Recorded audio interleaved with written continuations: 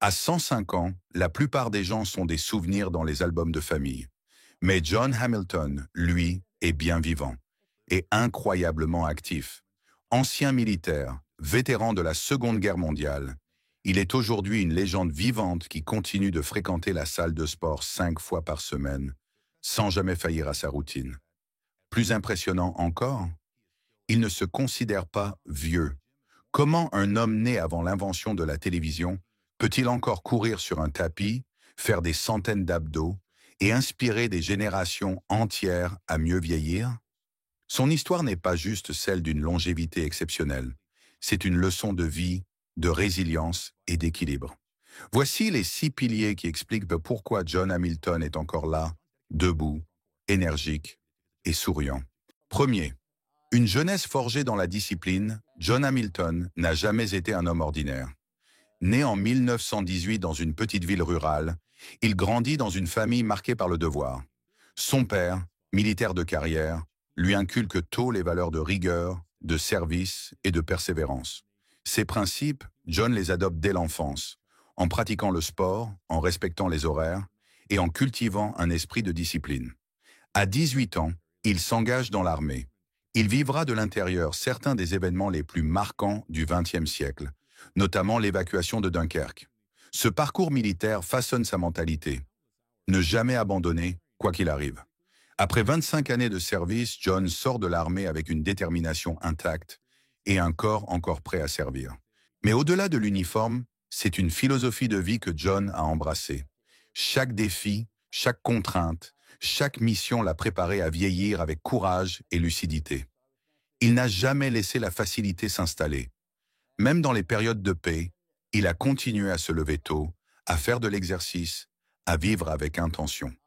Sa jeunesse disciplinée n'était pas un passage obligé, mais un fondement solide sur lequel il a bâti une vie longue, stable et inspirante. 2. Un rituel sportif à couper le souffle. Ce qui frappe chez John Hamilton, c'est son incroyable routine de sport. Tous les matins, à 8 heures précises, il pousse la porte de sa salle de sport. Et ce n'est pas pour faire semblant. Il commence par 25 minutes de vélo stationnaire, histoire de réveiller son cœur et d'activer sa circulation. Ensuite, direction le tapis de course pour 15 minutes de jogging. Oui, vous avez bien lu, jogging à 105 ans. Mais le plus impressionnant, ce sont ses 400 crunchs abdominaux. Là où beaucoup peinent à en faire 10, lui enchaîne des séries comme s'il avait 30 ans. Ce travail du tronc, essentiel pour l'équilibre et la posture, explique sans doute en partie sa souplesse et sa démarche encore assurée. Pour lui, bouger, c'est vivre. Ce rituel est bien plus qu'un simple effort physique. C'est une discipline mentale. Chaque séance est une victoire contre la paresse, contre le temps, contre les excuses. John affirme que ces moments de transpiration lui rappellent qu'il est encore vivant, maître de son corps et de son destin. Là où d'autres ralentissent, lui accélère, prouvant que l'âge n'est pas une limite, mais un choix. Troisième, une alimentation simple, mais puissante. John ne suit pas de régime miracle. Il mise sur la cohérence et la simplicité. Chaque jour, il consomme des protéines maigres, comme le poisson et le poulet, des légumes colorés à volonté, des fruits riches en antioxydants, notamment les baies, ainsi que des céréales complètes. Son objectif est clair, nourrir ses muscles, protéger son cœur et garder de l'énergie. Il ne jure que par le yaourt grec, riche en probiotiques, pour maintenir une flore intestinale en bonne santé. Et côté gras, il préfère les avocats et les amandes à la charcuterie. Grâce à ce régime, il évite les pics de glycémie, reste mentalement alerte et digère sans souci. Rien de fancy, mais tout est réfléchi. Ce qui distingue son approche, c'est la constance. John ne fait pas d'excès, ne suit pas les modes alimentaires et ne saute jamais de repas. Il mange avec intention, en écoutant son corps et en respectant son horloge biologique.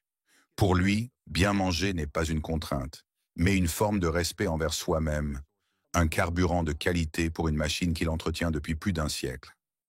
Quatrième, les ennemis qu'il refuse de laisser entrer dans son assiette. Ce que John évite vaut autant que ce qu'il consomme. Il bannit strictement les aliments transformés, qu'il considère comme des poisons modernes. Pas de plats industriels, pas de soda, pas de friandises emballées.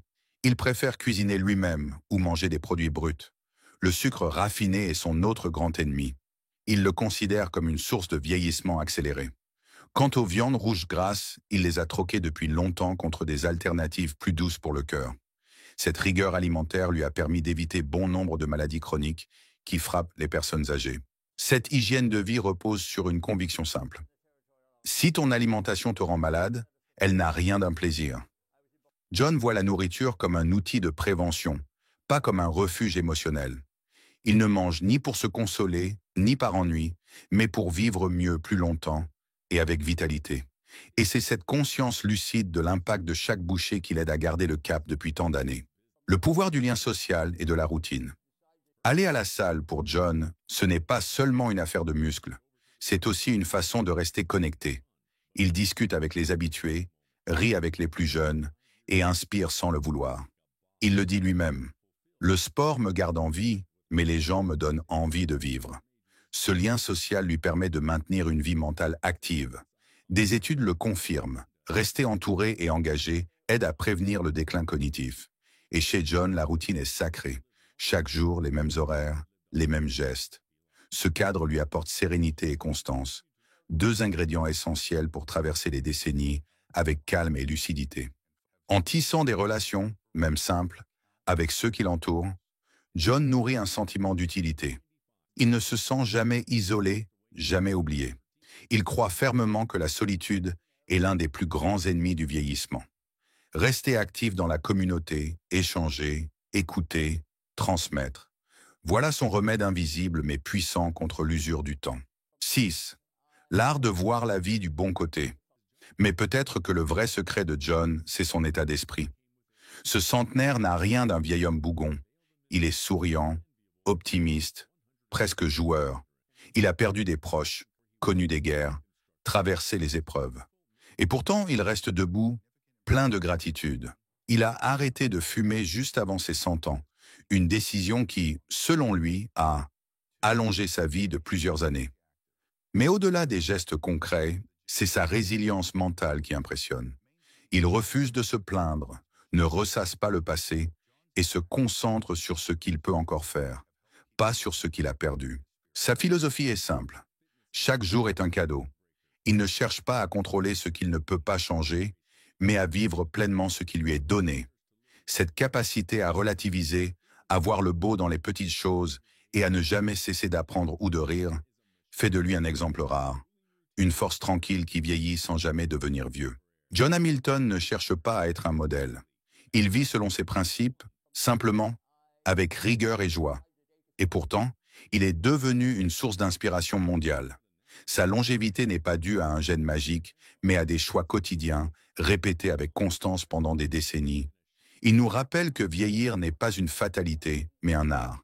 Et que même à 105 ans, il est possible de se lever avec entrain, de transpirer, de rire et d'avoir des projets. En somme, de vivre pleinement, à tout âge.